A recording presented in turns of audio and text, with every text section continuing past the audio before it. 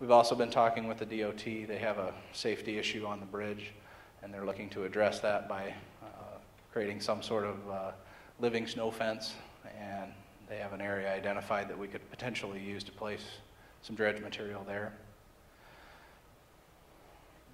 I just wanted to give you an example of what an island might look like. This is a project that we're actually constructing right now. It's on a lake almost exactly the same size as Albert Lee Lake. This island is about 21 acres in size. When it's done, it's going to sit about 8 feet above our normal water level.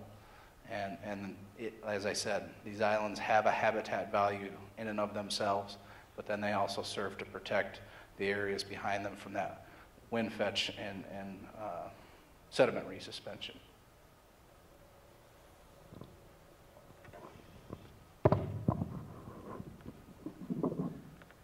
Kind of the next steps that we envision undertaking, and one that we've just started, and I think this is the only acronym I have in my presentation, so forgive me.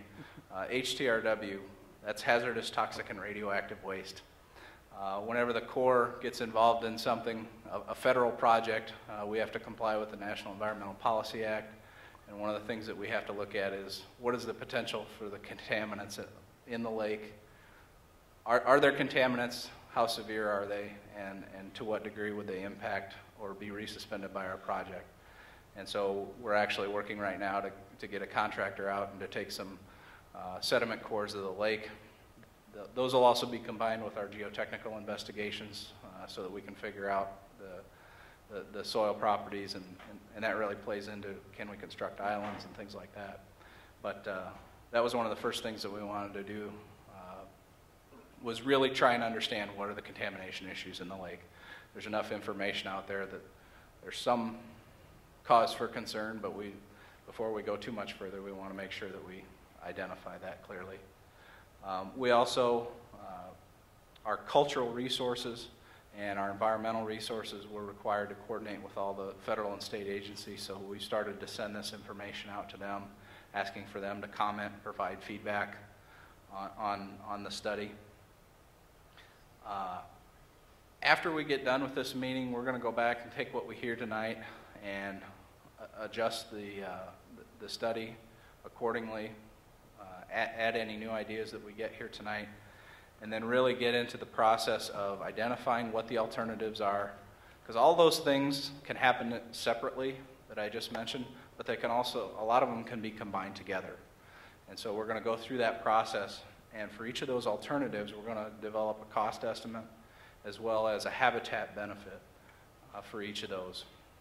And when that's done, we're going to share that with the watershed district and the public, probably in the form of a newsletter, just to let them know here's what we've come up with for a final array of alternatives.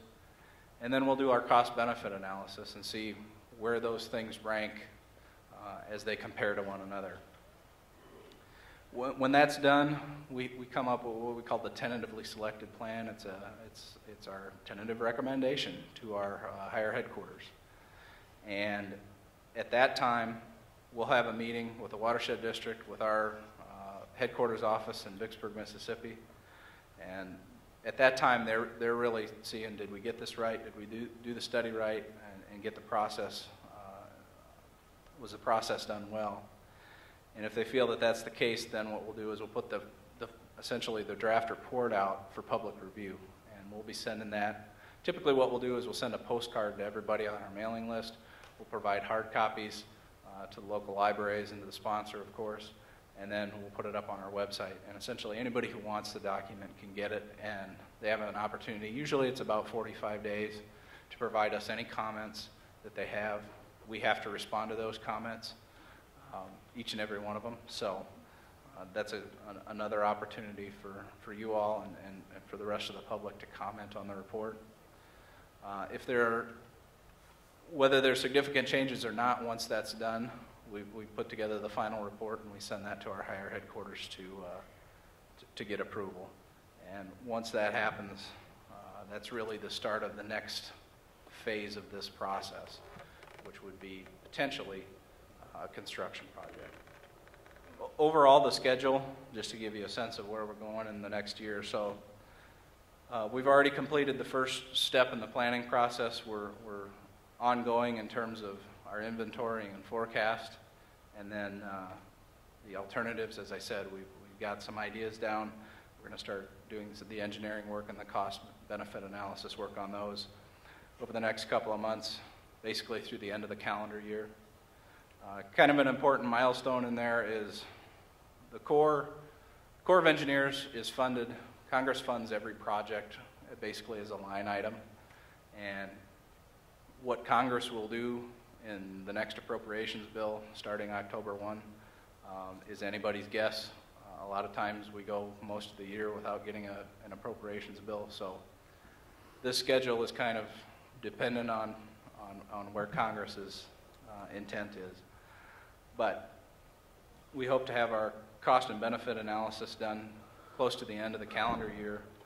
And then, as I said, we'd probably be coming back out with some sort of newsletter to let you know where we are in the study process around the first of the year with the identification of that tentatively selected plan.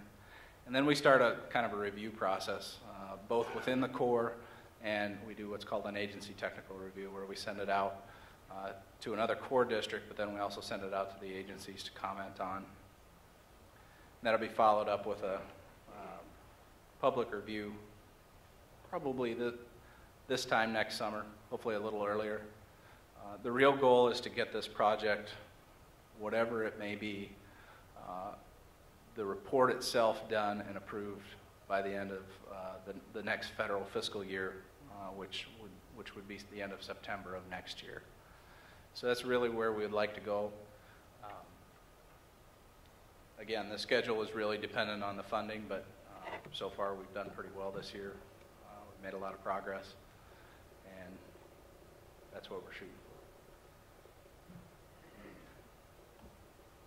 for. At this time, I think, Marcia, do we have her? Okay.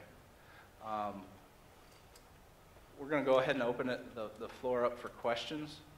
You got my contact information up there. I know not everybody likes to get up in front of people and ask questions.